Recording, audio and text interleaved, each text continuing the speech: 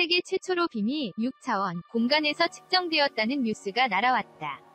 과학뉴스 phys.org 8월 10일자를 참고로 연구의 개요를 소개한 후에 순수하게 과학적인 탐구, 가세계 붕괴 위험이 되는 이유 전하고 싶다. 빔을 6차원 공간에서 관측 phys.org에 따르면 미국 테네시 대학 연구팀은 이 대학이 공동 운영하는 오크리지 국립연구소의 빔 테스트 시설에서 가속기에서 입자를 방출하고 원자에게 충돌시킴으로써 중성자를 발생시키는 핵파쇄 중성자원의 선형 가속기의 복제본을 사용하여 실험을 실시하여 빔의 특성을 분석했다고 한다.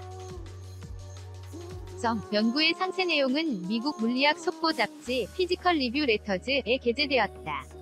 우리의 목표는 빔의 물리학적 특성을 잘 이해하고 가속기의 기능을 향상시키는 것입니다.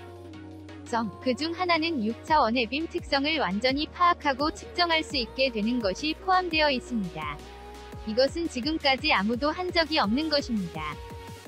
쿠지노 교수, 그렇게 말하는 것은 연구 리더인 사라 쿠지노 교수이다. 지금까지 꽤 전문적인 말이 계속 나오지만 이번 연구를 한마디로 나타내면 6차원의 빔 특성을 측정하는 것이 될 것이다. 그건 결국 무슨 일인가 그런 소리가 들려오는 것 같지만 문제는 6차원의 이해이다.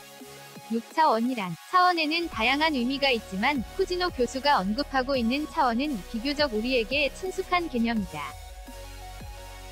아시다시피 우리는 3차원 공간에 살고 있다. 이것에 시간을 더하면 4차원이 되지만 여기에서는 문제 삼지 않고 있다.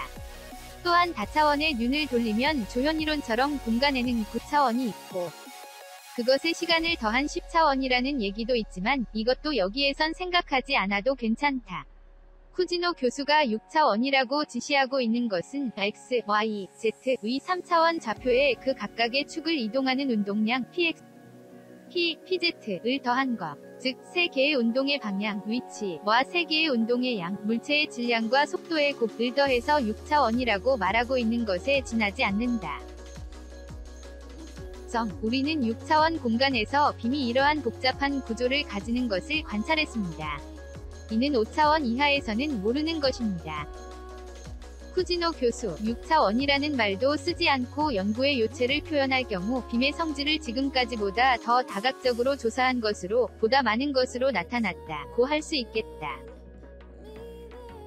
그리고 알게 된 내용은 빔은 강하게 될수록 구조가 복잡해진다는 것이다. 어디에 도움이 되나? 이상이 이번 연구의 내실이지만 이 연구가 도대체 무슨 소용인가? 물음표. 연구진의 최종 목표는 빔 전체를 모델링하여 빔의 손실을 완화하는 효율적인 방법을 발견하는 것이라고 한다.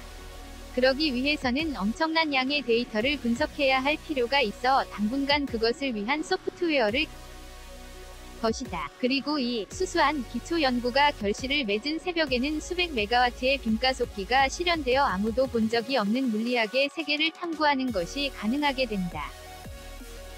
그런데 이것이 무조건 기뻐할 수 없는 것이 슬픈 부분이다.